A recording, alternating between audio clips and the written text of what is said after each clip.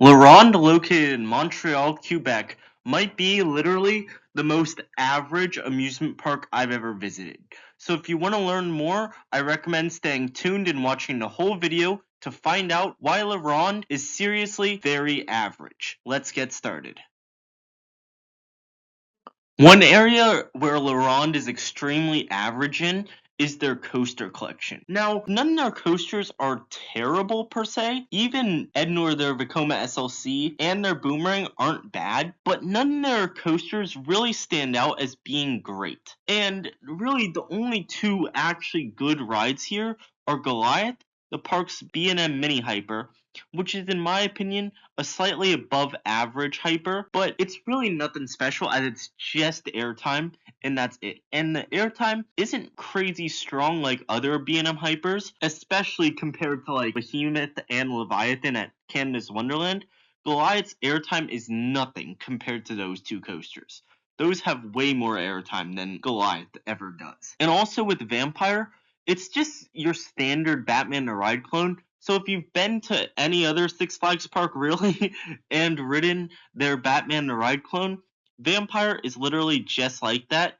So that's why I personally skipped it when I went to La Ronde, especially since it had a pretty long wait. And I also ended up skipping Le Monstre, which in retrospect I wish I could have rode, because even though I've heard it's a pretty rough wooden coaster, the layout doesn't seem all that bad. But it did surprisingly have like a 3 hour wait when I went to the park. So I was like, no, I'm not doing that. That ain't worth a 3 hour wait. A lot of their other rides are also clones, as they have a standard boomerang, really nothing special there, and also you have a pretty standard Zamperla Wild Mouse and Toboggan. Now, I didn't get to do it, but I've heard from other people that it's not exactly a good ride. And then you also have their kitty coaster, which is in French, Marche des Millie Patties, which in English that stands for March of Centipedes. Honestly, Laurent's coaster lineup highlights my biggest problem with the park, and that's just that nothing really stands out as being good. And they also have a family coaster called Dragon. That actually did surprise me, as I had no idea about it going in. And what it is it's an indoor family coaster built by Intamin, and it's actually a pretty good ride. Like, it's nothing special for a family coaster, but it's pretty good since it's indoors and there's some light dragon theming. So that definitely was the biggest surprise for me when it comes to coasters at La Ronde. But other than that, nothing is really all that good when it comes to coasters at La Ronde. Now, moving on to La Ronde's flat rides, I do think La Ronde has much better flat rides than roller coasters. That's because you have Chaos, which is the park's standard Larson Superloop. Now, these, you can find them pretty much everywhere, but they are a ton of fun. Honestly, they are honestly some of the scariest flat rides, at least in my opinion, since you get some crazy hang time, even crazier than like Copperhead Strike, which is in my opinion the roller coaster with the most hang time. And speaking of hang time, you also get some crazy hang time on Demon, which is the park's top spin. And this thing is just crazy because, like, with a typical top spin, the flips are more quick, while with this, all the flips are super slow, so you get some insane hang time. Plus, the arms tilt, so it just adds a whole nother scare factor to the ride, which definitely makes it pretty fun and definitely unique. And then you also have some other standard flat rides, including Orbit, which is the park's SNS drop tower. From my experience, it's not as good as Doctor Doom's Fearfall at Islands of Adventure, but it's definitely better from a force perspective than Power Tower at Cedar Point. Then you have Vertigo, which is the park's Zamperla Hawk ride.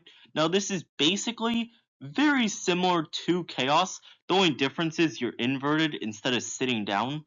So that's really the only difference there. Then you have Condor, which is the park's Husk Condor ride. I never did the one at La Ronde, but I have done the one at Hershey Park, and this is a pretty good family ride in general. So great to see it at La Ronde.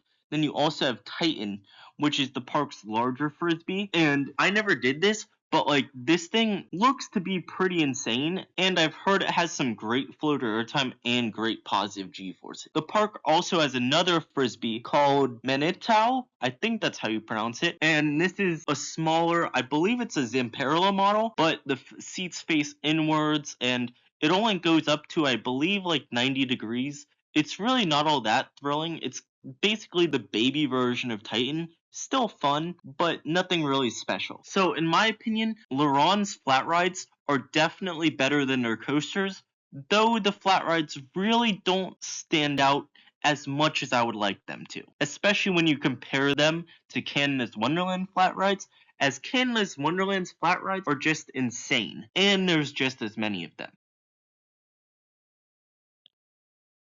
So moving on to tickets and the fireworks show at La Ronde. Now, for those of you who are unfamiliar, on Thursdays in July, late June, and early August, La Ronde hosts this fireworks show, and it's like a competition for fireworks from across Canada, I believe, and it is seriously one of the craziest fireworks shows ever. Now, I never saw it in person just because one, I didn't want to pay extra for the fireworks ticket at La Ronde because, like, honestly, the 1 day ticket plus the fireworks for like $70 to $80 Canadian is just not worth it in my opinion, especially when you can see the fireworks from other areas in Montreal. As if you're staying in Montreal, there's a good chance you'll be able to see the fireworks from your hotel.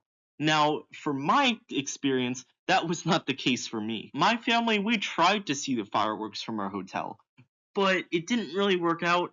And we also didn't want to go into Montreal late at night, which any big city, especially at night, you just don't want to do that if you want to stay safe. So that's why I never got to see them. That is the one thing I do regret, is not getting to see the fireworks. But I've heard they're incredible, so if you can, I highly recommend seeing them.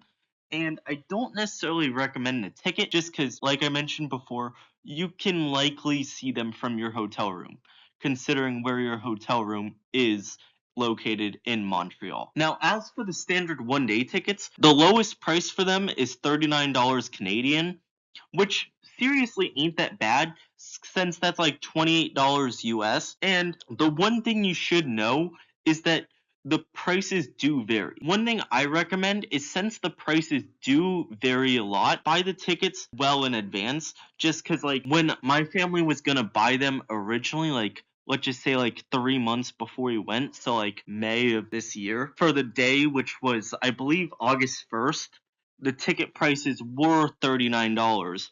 But then when we ended up buying them in like late July, a couple days before we visited, the prices went up to like $51. And that's all in Canadian, by the way. So that's why I highly recommend buying your tickets in advance, just so you don't end up spending more money than you have to for a ticket at La Ronde, just because this park really isn't worth more than the $39 Canadian, just because their ride lineup isn't the best. And if you do plan on visiting La Ronde, I highly recommend either one, having Google Translate on hand with you, or spend like a month with the Duolingo bird learning some French. Because even though most employees do speak English, it's definitely broken English, and they're definitely much more fluent in French.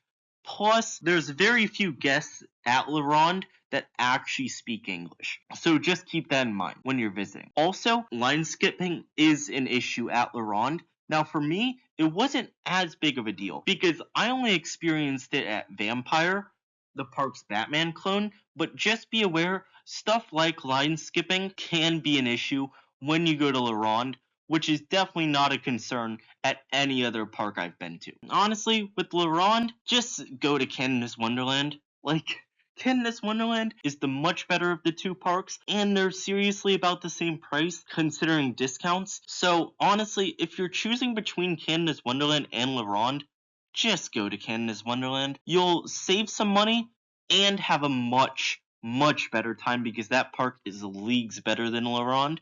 But honestly, I didn't have a terrible experience at La Ronde.